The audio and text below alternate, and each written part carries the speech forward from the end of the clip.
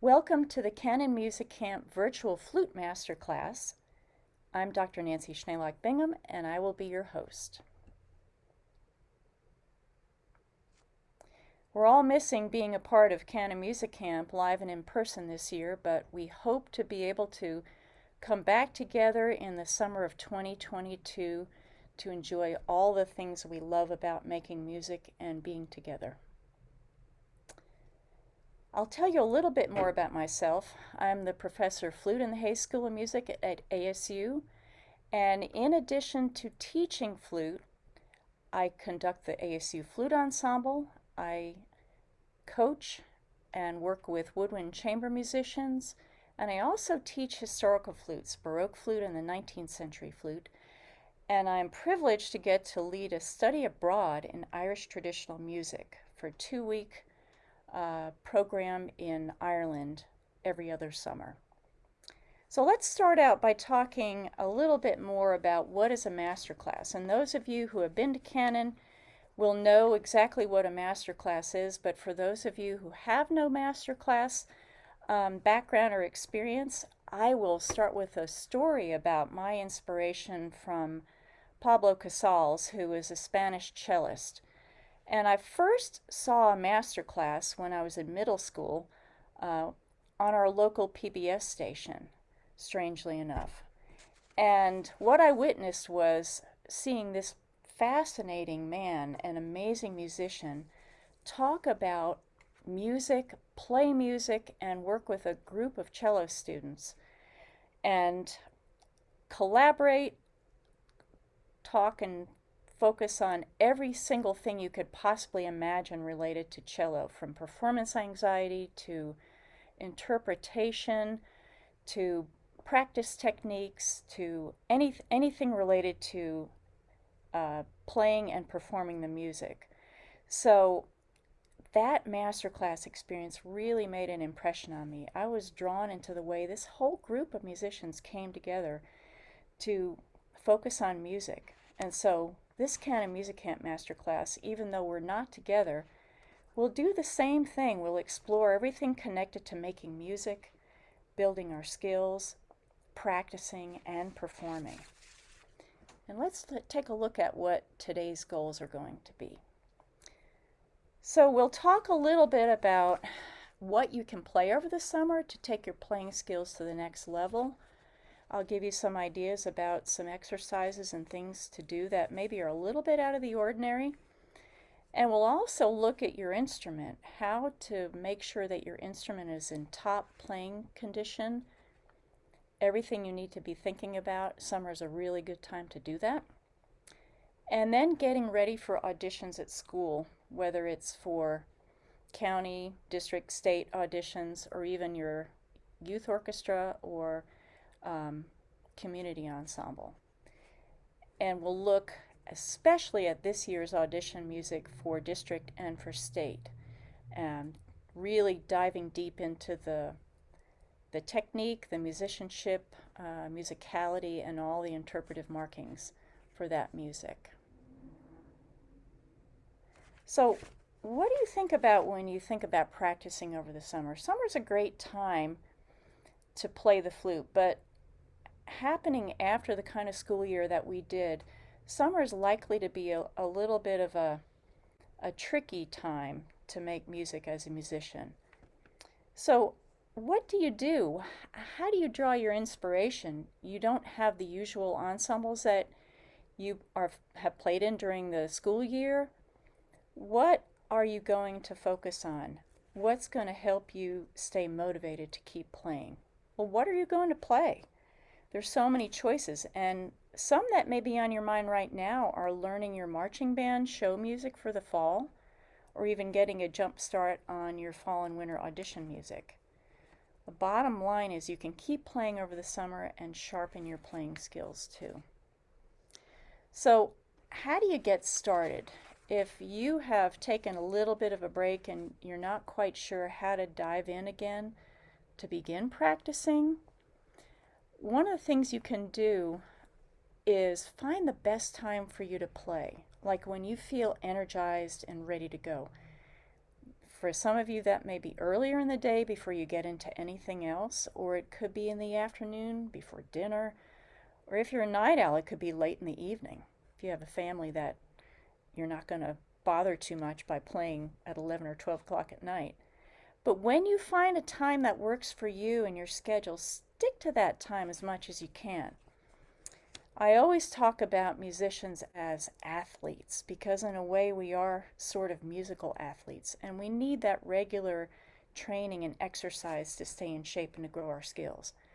So practicing that is mindful and intentional will give you the most for the time that you put in. It will give you the best outcome and the best reward. So let's say you've discovered some good times to play but aren't sure what to play or how to get started.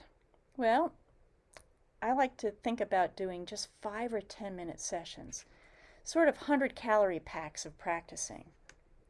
And these short sessions can add up and boost your playing, making it even more fun to go back the next day. So if you have a good flute stand and a safe place to keep your flute assembled and out, you can do that too, so it's always within reach in case you want to just take a couple of minutes here and there to run through an exercise or revisit a solo that you know and love. But basically, when you practice, you want to cover the main bases whenever you play. You want to be able to be sure and play some tone work. You want to be able to do some technical work. And you also want to be able to do some kind of expression work. Before we talk about the scale and breathing exercise, I'm going to encourage you to play some long notes every day. Some of you may have gone through a whole process where you have been taught or have some experience with long tones, and if not, it's not a big deal. But what I'd encourage you to do is to pick a handful of notes every single day and explore those notes, playing them as softly as you can play them.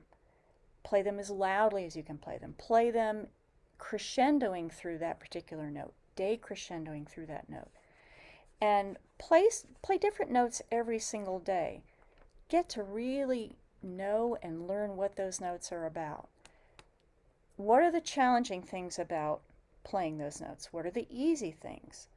Maybe they're challenging to play softly if you're playing a high register note. Maybe they're challenging to play loudly if you're playing a low register note. But spending time where you have the luxury to think about nothing else but the note that you're playing and really getting to know how that note responds on your instrument is a really fun tone exercise that can help you listen and explore your sound. So the scale and breathing exercise is an exercise that I like because it encourages consistent tone quality and consistent breath support. In order to make this long scale exercise work, you really have to keep your air energy cranking and consistent. And then you're going for one note to sound exactly like the next, exactly like the next. So what I would say to do this is to actually start faster and then to slow it down gradually. And what this does is it gives your tone and your breath support a workout. And I'll give you a sample of what I might do. I'll start on the F major one.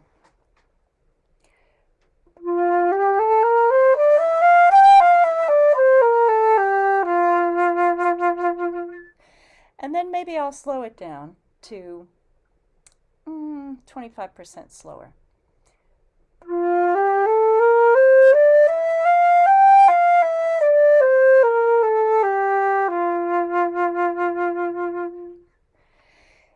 And from there you can go slower and slower and see just how slow you can play the scale, and it ends up being a good tone exercise in the process. And one thing else you'll notice is it probably takes you to some keys that you don't have a lot of familiarity with or experience with. You may not have ever played an E major scale with 4 sharps. It's a good chance to just start to make friends with some of those key signatures that are less familiar. So I really like this scale and breathing exercise.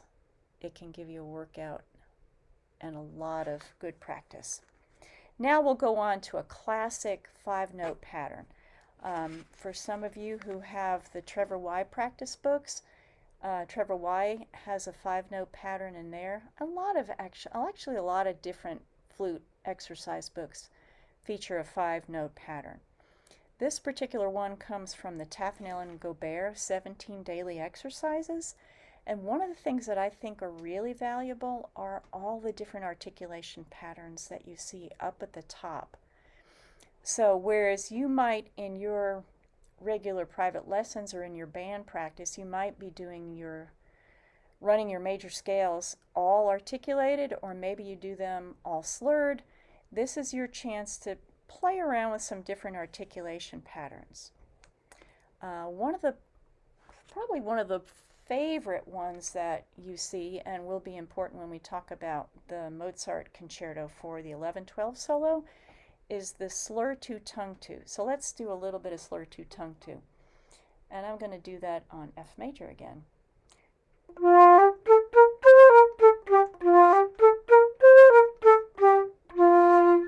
Or maybe you want to do a slur 3 tongue 1.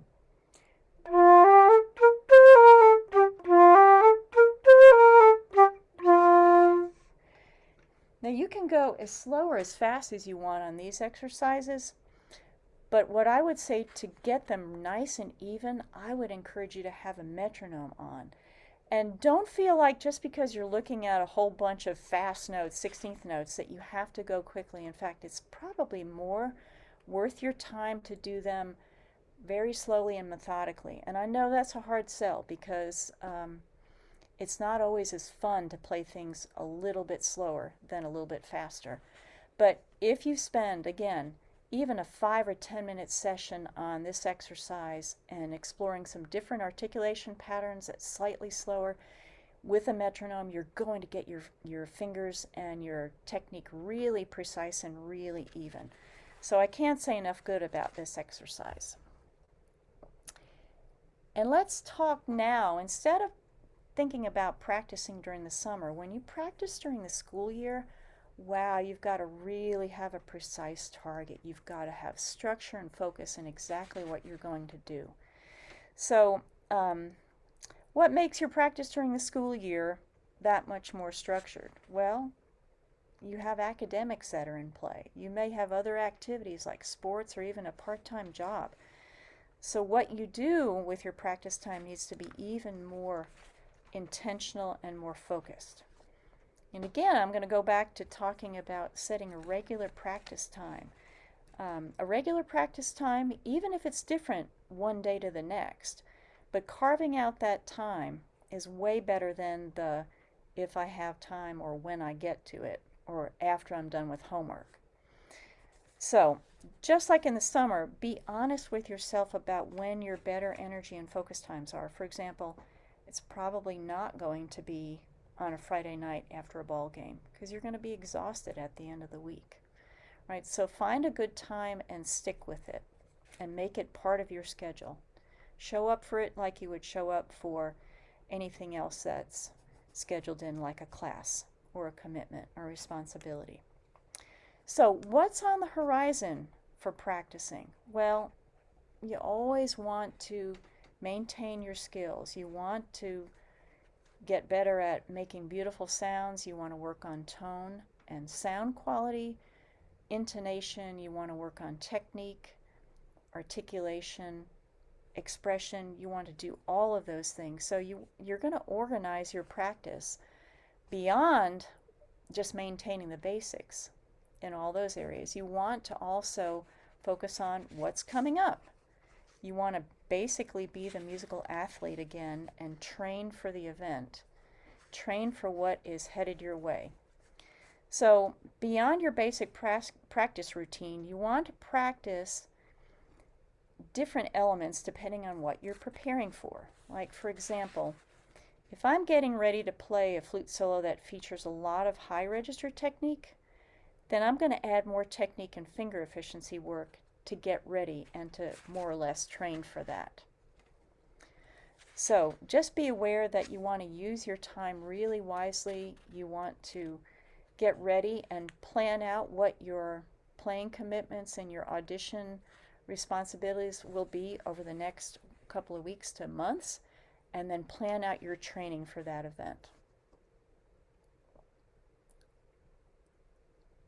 Okay, let me go forward a little bit here.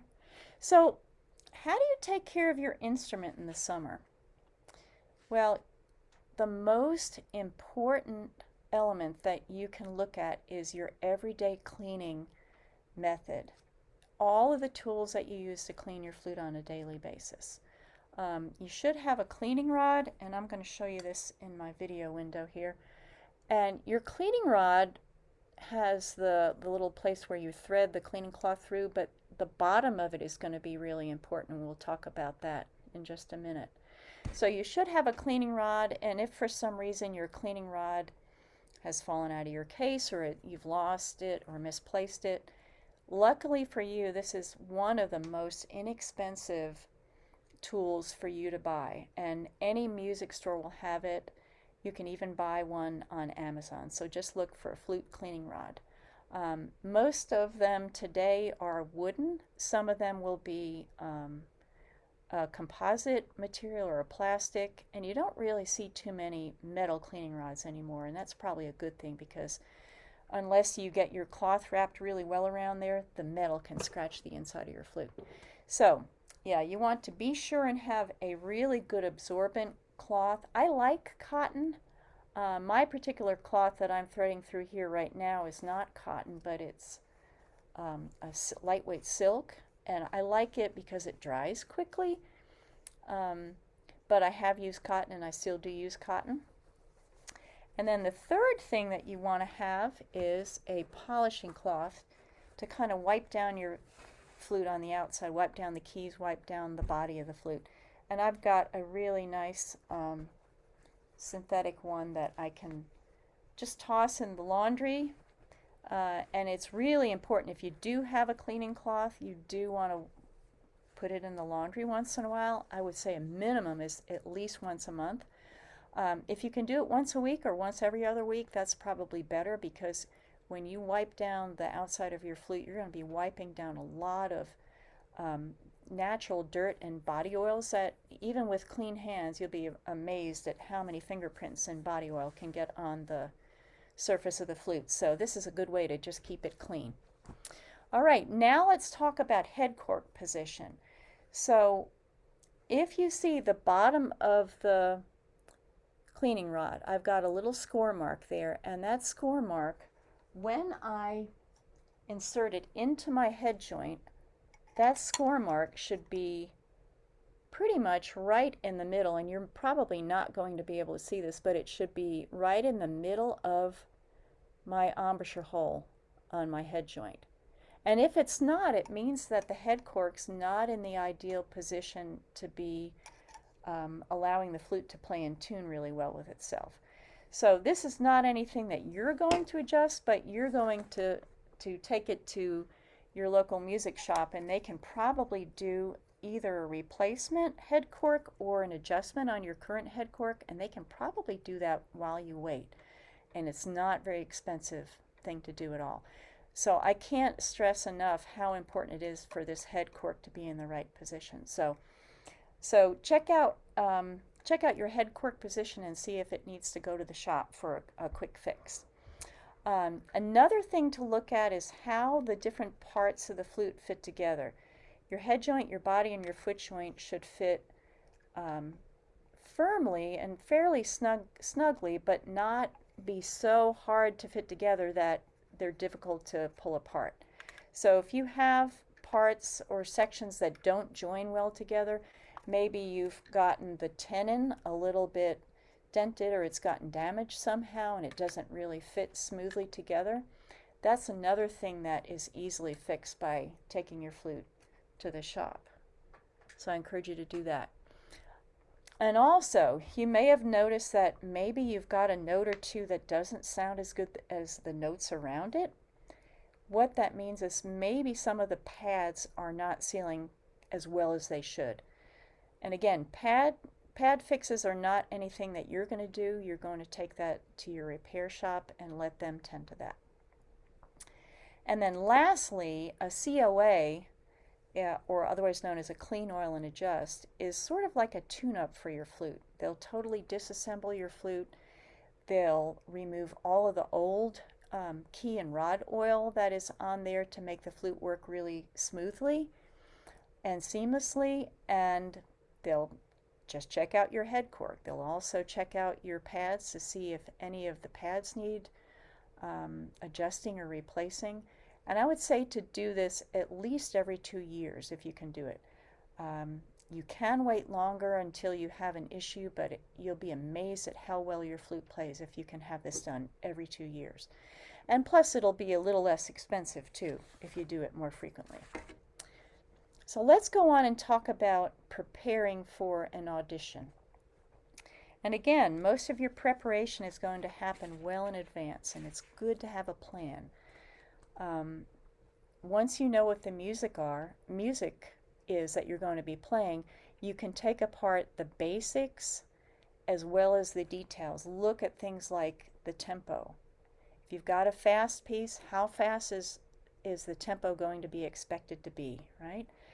What's the style of the pieces that you're playing?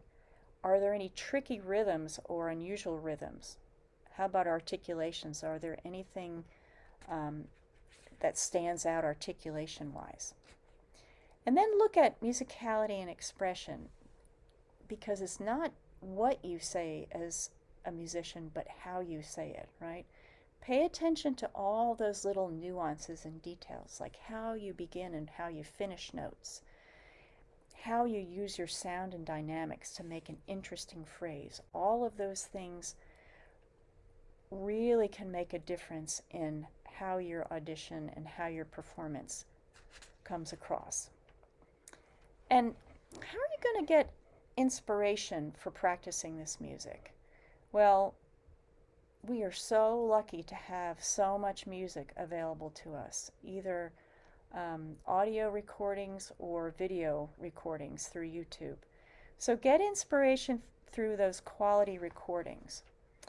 And I would also say get practice by recording yourself and also playing for others. Now, most of us are a little uncomfortable with recording ourselves because we're so afraid that we're going to hear things that make us believe that we're not good musicians or we have so much more work to do. Well, while it's true that you may hear things that you want to do differently when you record yourself, I guarantee you that you'll actually be surprised at how well other elements of your playing are going. And recording yourself can give you an accurate assessment of where you are with the music, and it can help you be encouraged to keep going and to keep polishing that music. All right.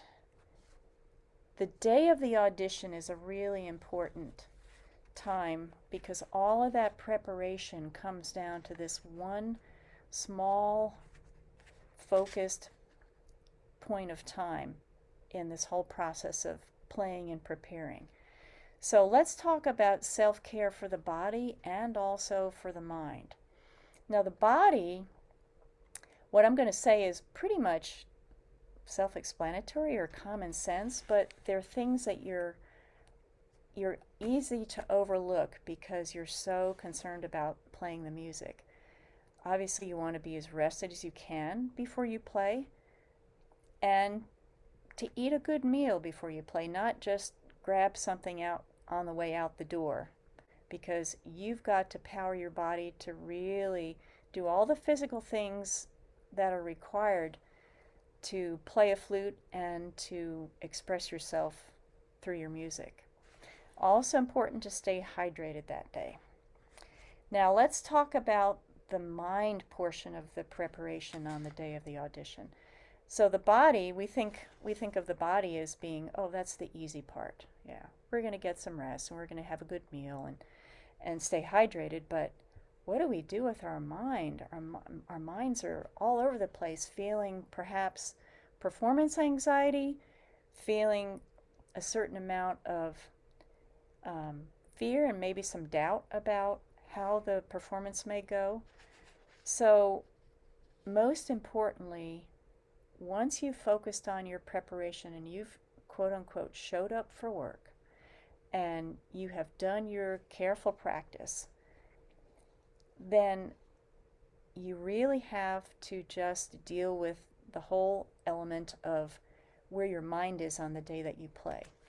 And one of the easiest things to do is to compare yourself to others, especially if you spend any time in the warm-up room, like for district or state auditions. It's so easy to hear somebody else playing the solo and think, oh wow, they sound so good, or wow, their scales are so much faster than my scales, or whatever kind of self-doubt or critical thought you may be thinking.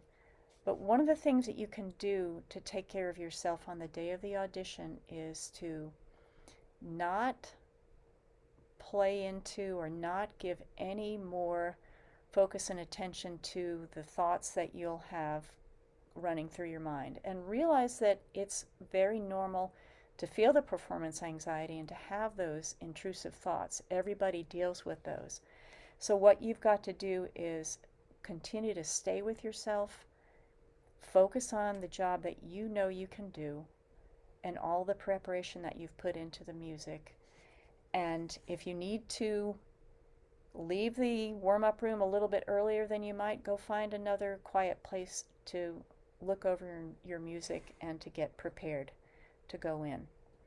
And one other thing you can do, I think, on the audition, think about playing the music for yourself, or even in your own heart, dedicating your performance to somebody else, maybe a family member or somebody close to you.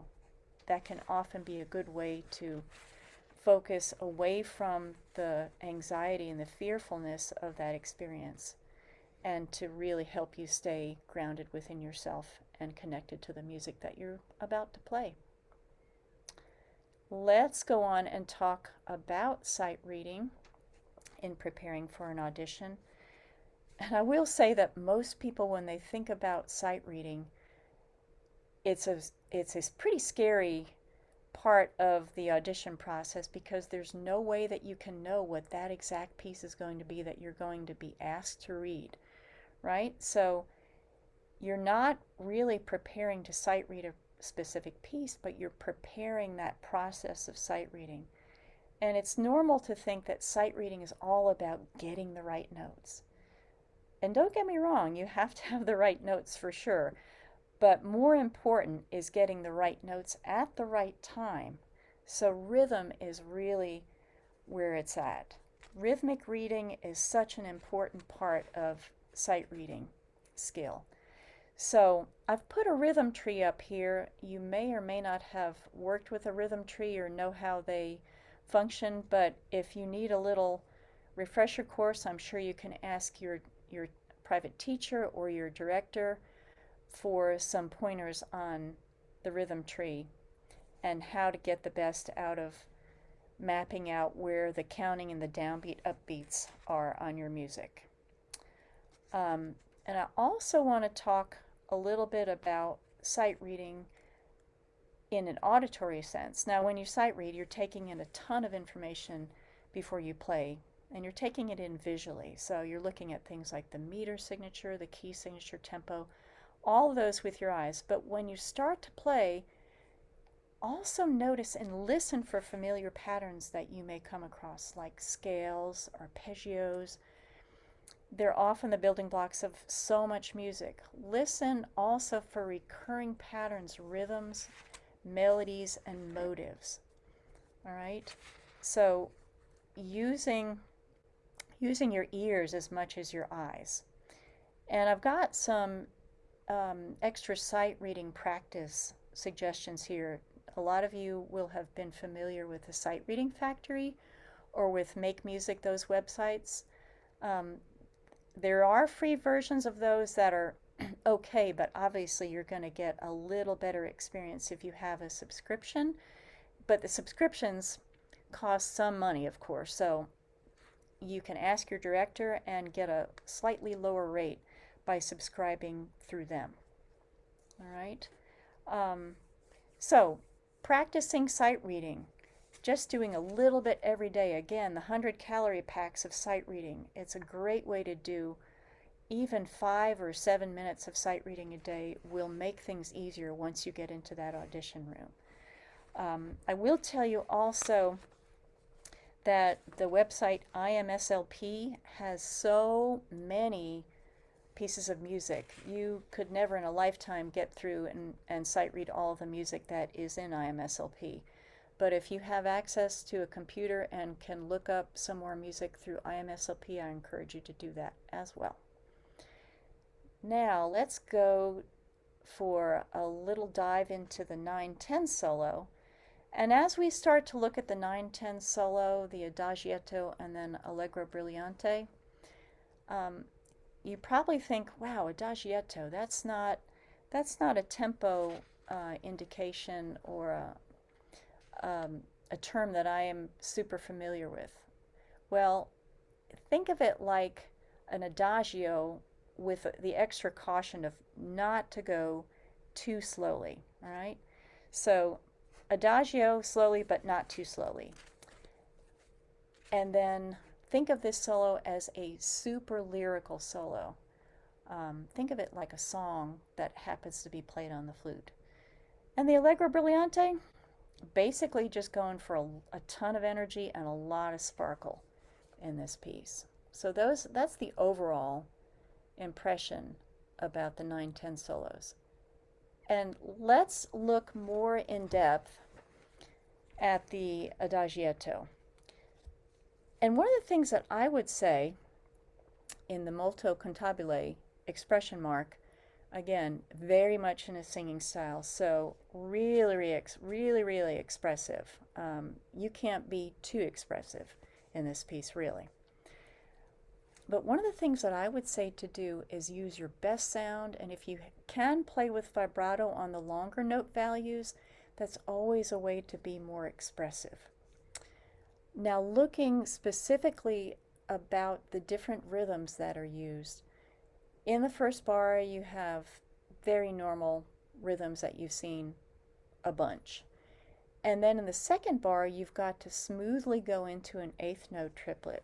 So I think it would be really helpful to use a metronome to get comfy with the tempo and to help you be true to the rhythmic subdivisions.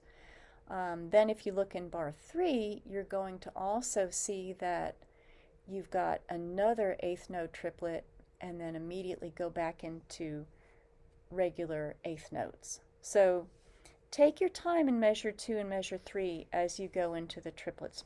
Make sure that you've got an accurate rhythm and an accurate subdivision transfer between those.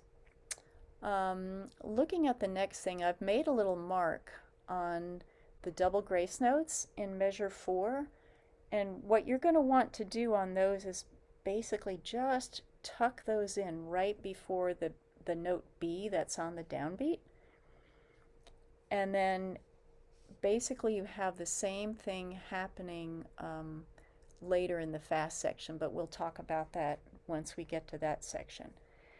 Let's look now, measure 6 and 7.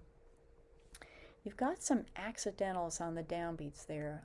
Measure 6 you've got a D sharp, and then measure 7 you've got an F natural. So those notes that are outside the key signature add a little bit of distance, but they also add a little bit of spice. So elongate those, lean on those a little bit, bring those out. That'll just add interest and shape to the line. And then the next thing, I've written a lot of counting in above measure 6, and I'm going to encourage you to count that bar carefully and to be full value or full length on the ties. So if you think at that, look at that bar, it's 1 E and 3 E and 4 and. So make sure that the ties are long enough. It might be easy to rush those ties. Resist the temptation to do this. And if you can, for this Adagietto, normally I would say for a slow lyrical piece, if you can come up with some sort of a story or a narrative that you want to get across, to try and do that. But with 8 bars, that might be a little tricky. But what you can do is look for a mood or an atmosphere that you might want to express through this music. So figure out, after getting to know the music a little bit better, figure out what the mood or the atmosphere might be, and then see if you can portray that in your playing. All right, let's go on to the Allegro Brilliante. This is just the first section of it. I'll share the second page as well. But when you first start practicing and playing this one, back way off on your speed. Again, you're looking at, for the Allegro Brilliante, you're looking at a bunch of technical fast 16th notes. 108 is not tremendously fast, but it's fast enough. So when you're first learning it, resist the temptation to play it lickety-split. Lay back with it. Make sure your fingers are relaxed and you have all the notes, rhythms, articulations where they need to be. All right, and then also notice that there are a bunch of chromatic scale bits in the solo. One of the things that I would say to do is to practice them in different groupings. So they're already in groups of 4. You could, for example, group them in groups of 3. I'll give you a sample of that in measure 17.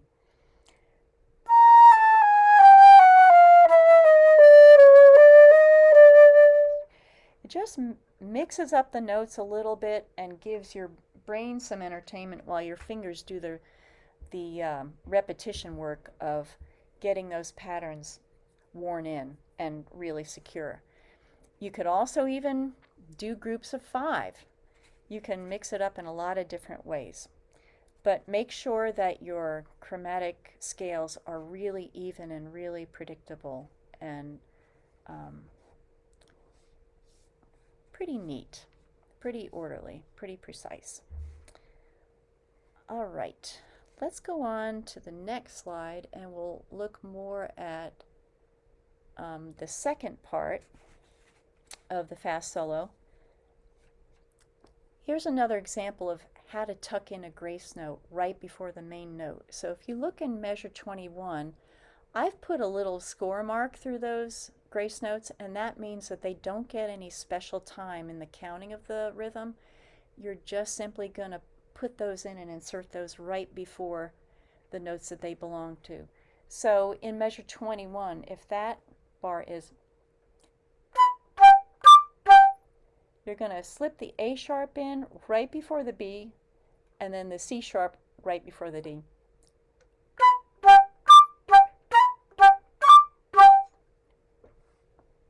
And that keeps things really neat and really tidy.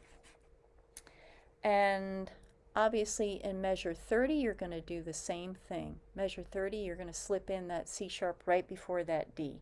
It's a little different there because you're doing this on an offbeat.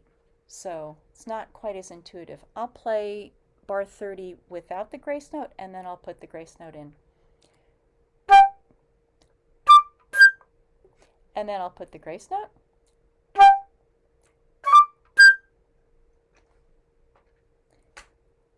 And the next thing I wanted to talk about is to look at measure 23 and measure 24.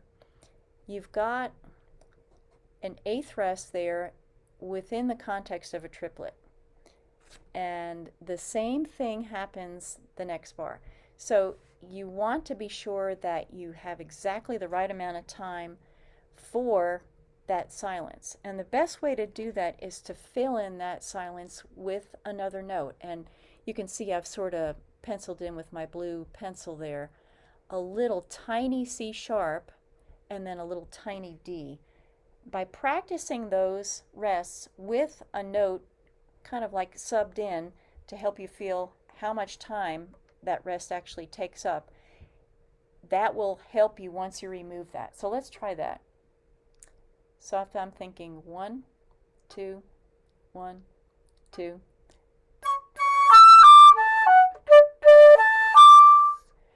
And then if I do the first bar with the extra note in and then I remove it, I know exactly how much time I need for that silence.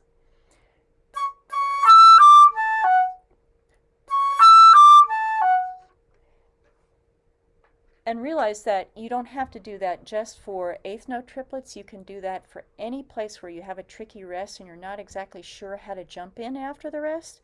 Fill it in with a note, and then once you're comfortable, you can take that note away. All right. Let's go on and actually listen to this.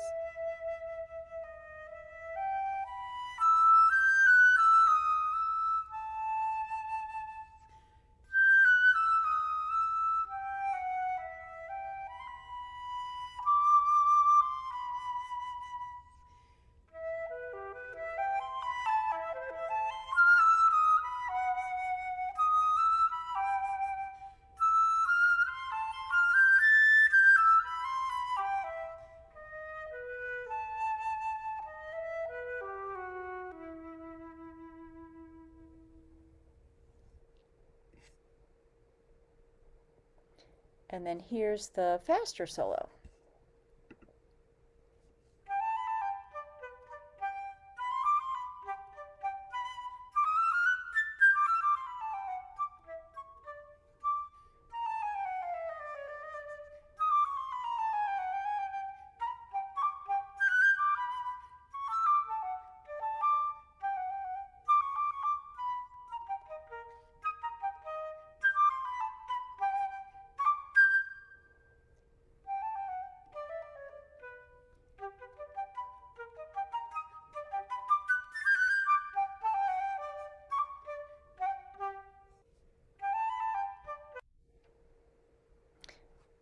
And now we'll go on and talk about the 11-12 solo. So my first impressions for you for the 11-12 solo, the Mozart Concerto in D major, just the exposition or the first major section in the first movement. One of the things that's so important to know is that this is a top 10 flute solo in the flute repertoire. By playing this piece, you are joining thousands of flutists worldwide who know and love this piece and are probably a little challenged by this piece too.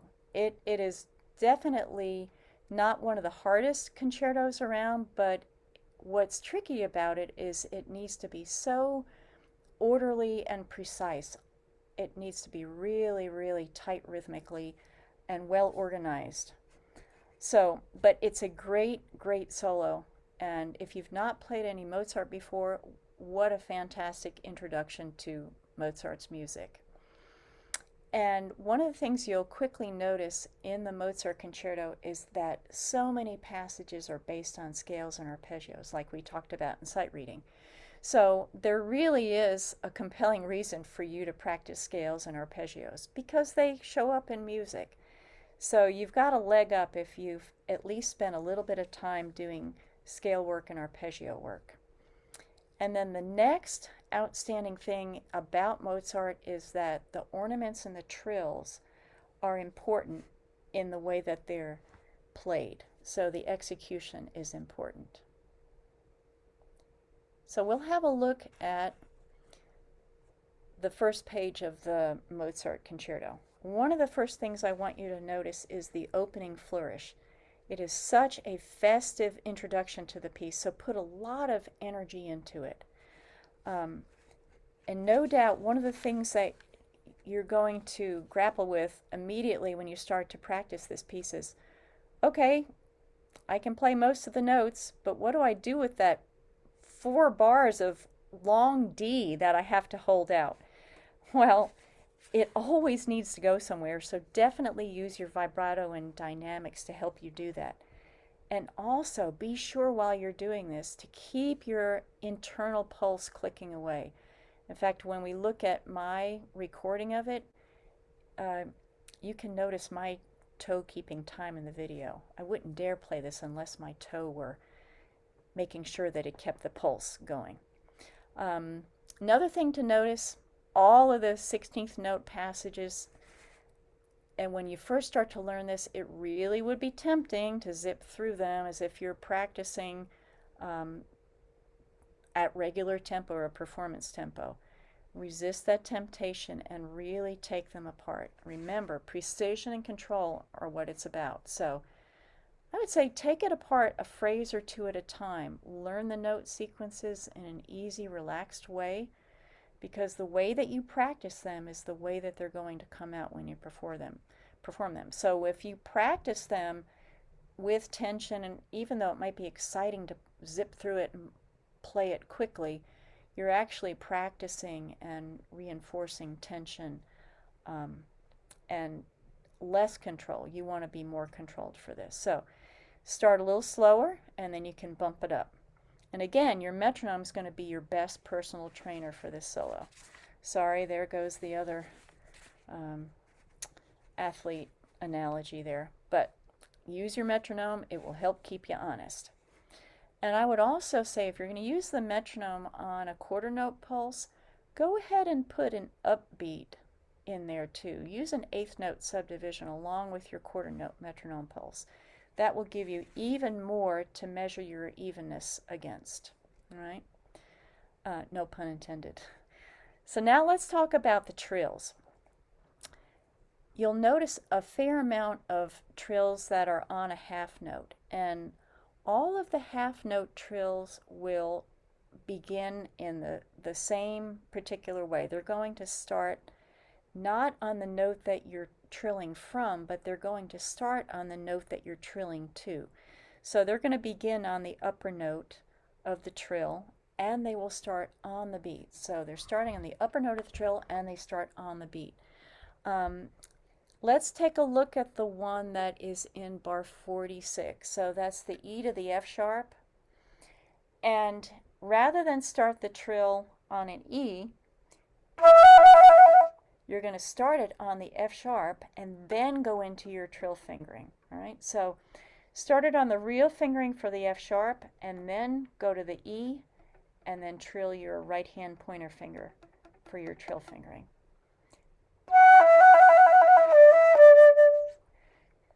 And all of those will be formed exactly the same way. Start on the upper note, going back down to the principal note, and then putting that upper note squarely on the beat. And let's look at the articulation. The slur to tongue to articulation is used so often in classical music, which Mozart is a classical composer. So the slur to tongue to articulation can't really be the only place that you practice this. If you get a little extra practice on your scale practice using the slur to tongue to, you're going to find so much easier time to practice and play this particular movement with that articulation pattern. So get some extra scale practice in for evenness and control using the slur to tongue to articulation pattern. Before we go on to the next page, I just want to alert you to a couple little things. Let's look in measure 42. The last note in measure 42 is a 16th note, and it's so easy to play that note as an 8th note. But be sure that you've got in measure 42 1 E and a 2 E and a 3, 4 E and a. Right? It's just the very last thing at the end of that bar.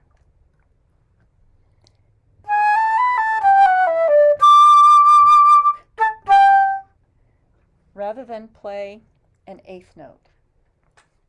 And another thing to look at, let's look at bar 61. Bar 61, I've penciled in with my blue pencil again an A sharp, just to remind you that that last A in the bar, the last 8th note A, is an A sharp.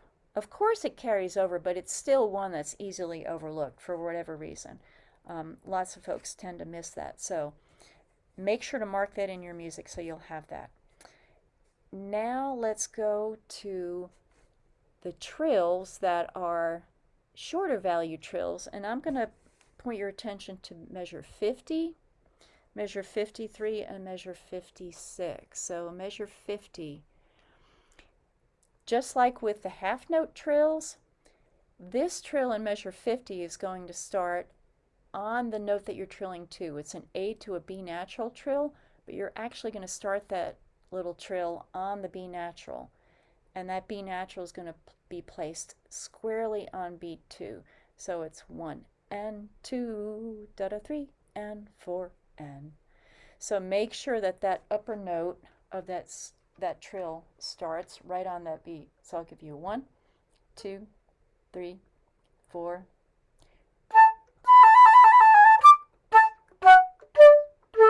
Of course, I'm slower in tempo, but that just gives you a better chance to hear how the rhythm works with that. So, and I think that is going to be the main portion of what we'll look at here. Let's look. We have a couple more trills. I will say a little bit about the half note trill in bar 75. That's a B to a C sharp trill that of course is going to start on a C sharp. You're going to want to trill that B to C sharp trill starting in the C sharp. You're going to want to trill it with both your left pointer finger and your left thumb. It's a little awkward because you're having to wiggle both fingers at the same time. If you happen to have a flute that's got a C sharp trill key, I have one here,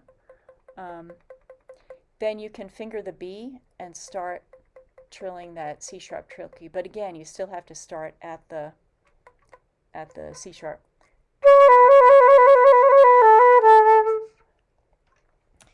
And then the other half note trills are pretty much B to C sharp, B to C sharp, and B to C sharp. The last two are of course in a different register, but you're going to use the same fingering pattern. So that concludes our deep dive, and we'll listen.